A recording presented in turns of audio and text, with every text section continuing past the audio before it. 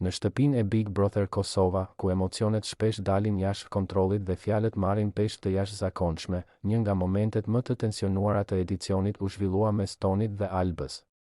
Një debat që filloi si mosmarrëveshje e vogël u shndërrua në një shpërthim të fortë verbal, duke nxjerrë në pah nerva, frustrime dhe kontrollin mbi veten në situata të ngarkuara emocionalisht. Toni ju drejtua Albës me një fjalim të gjatë, të hapur dhe plot tension: "Dje nuk e di çka më ka mbajtur, që dje nuk kam dal nga vetja. Vetëm Zoti më ka mbajtur kur më ke ofenduar. Nga vajza flake më ka dal nga sy. Të jesh mirënjohëse Zotit që nuk më la të bëja naj budallik. Se kam qenë tuta fut në shpulla."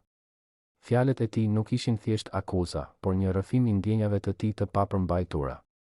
Ai tregoi qartazi se situata e djeshme e kishte acaruar thellësisht dhe kishte rrezikuar kontrollin mbi vetveten. Përdorimi i shprehjeve si "nga vajza flake më ka dal nga syt" dhe "vetëm Zoti më ka mbajtur" tregon jo vetëm frikën dhe irritimin, por edhe një përpjekje për të justifikuar ndjenjen e dhunës së mundshme, duke e lënë të kuptohet tensioni ekstrem emocional që përjetoi. Alba, nga ana tjetër, u gjend përballë një situate dramatike. Nuk ishte thjesht një debat verbal, ishte një përballje e fortë e dy energjive të kundërta. Ku Toni përpiqej të tregonte se sa afër kishte qenë të humbiste kontrollin dhe Alba duhej të përballonte fjalët e tij të forta dhe kërcënuese.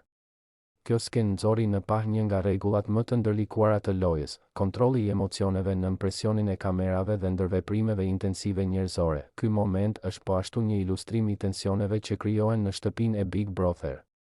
Në një hapësirë ku çdo fjalë analizohet dhe çdo reagim interpretohet nga banorët dhe publiku, shpërthimet emocionale nuk janë vetëm të rrezikshme për marrëdhëniet personale, por edhe për perceptimin publik.